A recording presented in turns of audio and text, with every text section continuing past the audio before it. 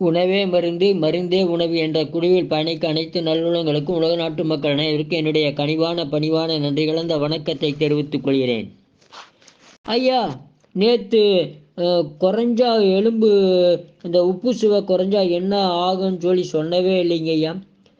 சொன்னீங்க ஐயா, அது உணவெல்லாம் என்னங்க ஐயா? அப்படிங்களா? எந்தெந்த உணவை சாப்பிடக்கூடாது தெரியுங்களா? இவங்க உப்பு சுவை குறைஞ்சவங்க சாப்பிட வேண்டிய உணவு பாருங்க. உப்பு உடம்புக்கு தேவை.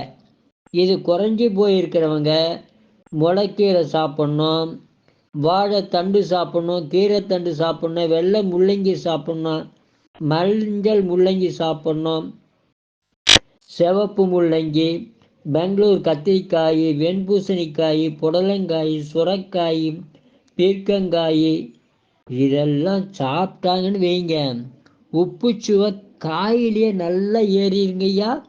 இவங்க வேறு வைத்தியமே எதுவுமே செய்ய வேண்டியதில்லை. இந்த காய்களை மட்டும் வாங்கி சாலட்டாக சாப்பிட்டாங்கன்னா போகிறோம்.